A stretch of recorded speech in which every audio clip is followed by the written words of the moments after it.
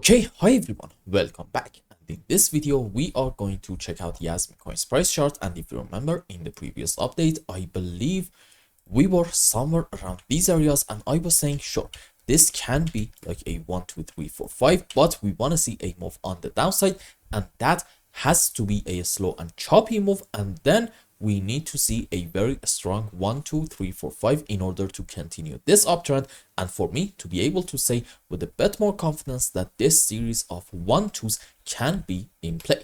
Now, I also said in Yasmi, we shouldn't really waste any more time having this correction structure, because that is going to make the picture really complicated. And unfortunately, as you can see, we did get in here a move down. So if you want to still remain bullish and optimistic, you have to say that now maybe, sure, the end of our wave 3 is in here, but this might be the end of wave 4, and maybe this is still like an ABC flat structure, and maybe, yeah, this can be another move down into wave 5. But even according to this scenario, one way or the other soon in Yasmi, we need to see a very strong bounce.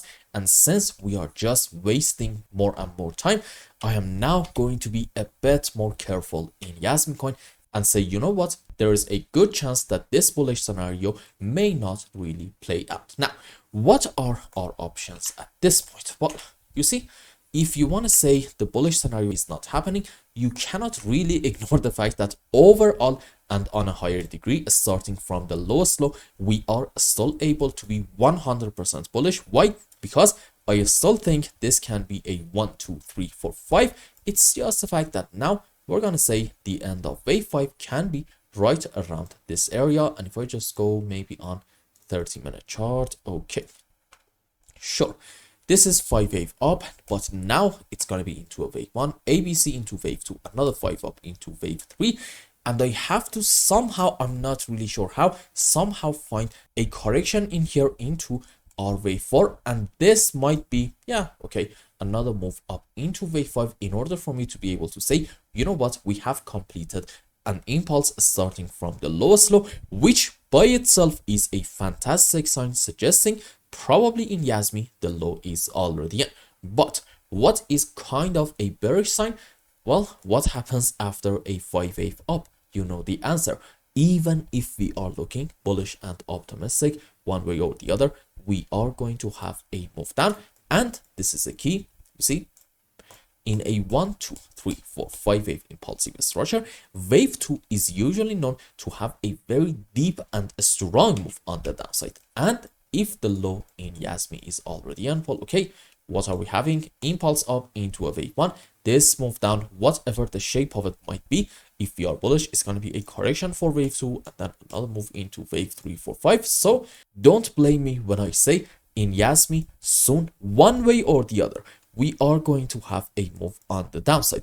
The question is whether we are going to get our move down from the current point, or maybe like we're going to do something like this, and then we are going to have a move down.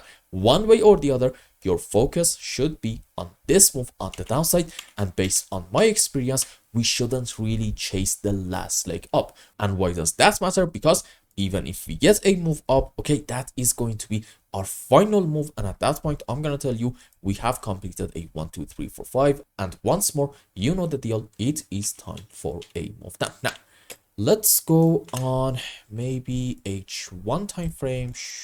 Okay.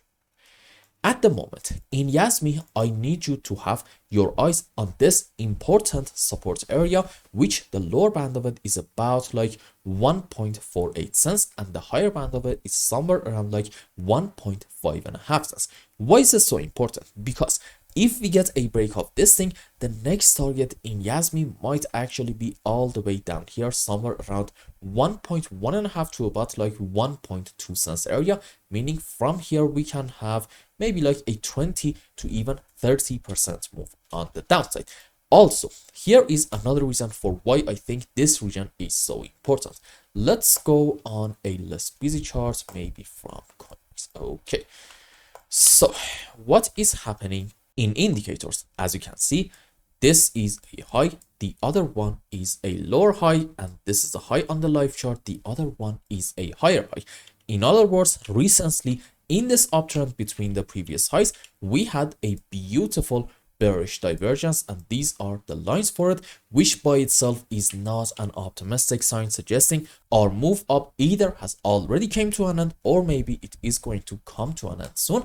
And the fact that, well, in H4 time frame we are also able to identify a beautiful bearish divergence between these major pivot highs is not really helping any kind of bullish case in the short term, at least in the JasmyCoin. Okay, pay attention.